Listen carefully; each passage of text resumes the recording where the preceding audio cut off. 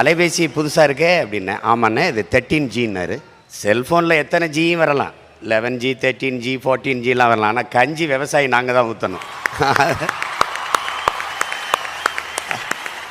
எல்லோரும் நினைக்கிறாங்க காசை கொடுத்தா கடையில் காய்கறி ஃப்ரெஷ்ஷாக கிடைக்குங்கிறாங்க. ஆனால் அந்த காய்கறி கடைக்கு வர்றதுக்கு தொலைதூரத்தில் ஒரு விவசாயி வெயிலில் காஞ்சி மழையில் நனைஞ்சி ரத்தம் வேர்வையாக உடம்பில் ஊற்றி உப்பு பூக்க கண்ணு மொழி பிதுங்க கண்ணச்சதை தொங்க வெம்பாடு பட்டு உழைச்சா தான் உங்களுக்கு காய்கறி கடைக்கு வருது, அரிசி பருப்பு வருதுங்கிறத கவனத்தில் வச்சுக்கணும். விண்வெளியில் பறக்கிறோம், வானூர்தியில் பறக்கிறோம். வளர்ச்சி வானூர்தியில் போகிறவனுக்கும் பூமியில் இருந்தால் சோறு போகணுங்கிறத கவனிக்கணும். நீங்கள் எந்த நாட்டிலையும் கார் இல்லை செல்ஃபோன் இல்லைன்னு புரட்சி வந்ததில்லை. ஆனால் நீரும் சோறு இல்லைன்னா அங்கே புரட்சி வராமல் இருந்ததில்லை. அதுக்கான டீசர் உங்களுக்கு புரிகிற மொழி சொல்கிறோம், அதுக்கான ட்ரெய்லர், அதுக்கான முன்னோட்டம் பக்கத்தில் இருக்கிற இலங்கையில் நடந்து கொண்டு இருக்குங்கிறத நீங்கள் கவனிச்சுக்கணும்.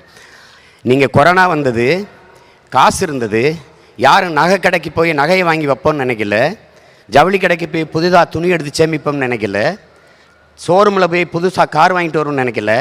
எங்கே மளிகை கடை திறந்துருக்கு, எங்கே காய்கறி கடை திறந்துருக்குன்னா நீங்கள் தேடினீங்க.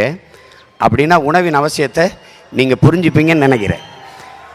உலகத்தில் வேளாண்மையை கைவிட்ட எல்லா நாடுகளும் பிச்சை எடுக்குது.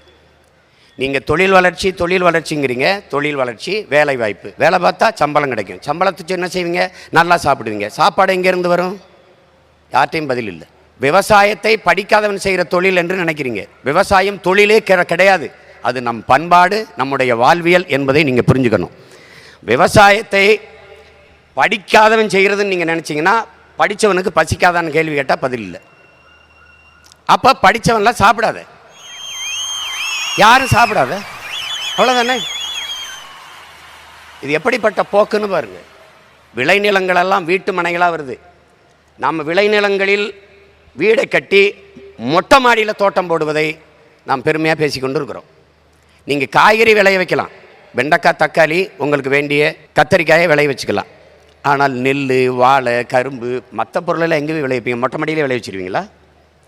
அப்போ எவ்வளோ பெரிய பேராபத்தை நோக்கி நாம் நகர்ந்து கொண்டிருக்கிறோங்கிறத நீங்கள் கவனிச்சுக்கணும். இலவசமாக அரிசி வருது அப்படின்னு நினைக்கிறோம். எத்தனை நாளைக்கு இலவசம் கொடுத்துட முடியும்னு யோசிக்கணும். ஒரு நாள் யோசிக்கணும். ஒரு மனிதன் தன் வாழ்நாளில் என்றாவது ஒரு நாள் வழக்கறிஞரை சந்திக்கிறான், அது அட்வொகேட்டை. என்றாவது ஒரு நாள் பொறியாளர் சந்திக்கிறான், இன்ஜினியரை. என்றாவது ஒரு நாள் மருத்துவரை சந்திக்கிறான், டாக்டரை. ஆனால் ஒரு நாளைக்கு 3 வேளை விவசாயியை சந்திக்கிறான். அதை புரிஞ்சுக்கணும். எல்லா மனிதரும் உலகத்தில் மனிதர்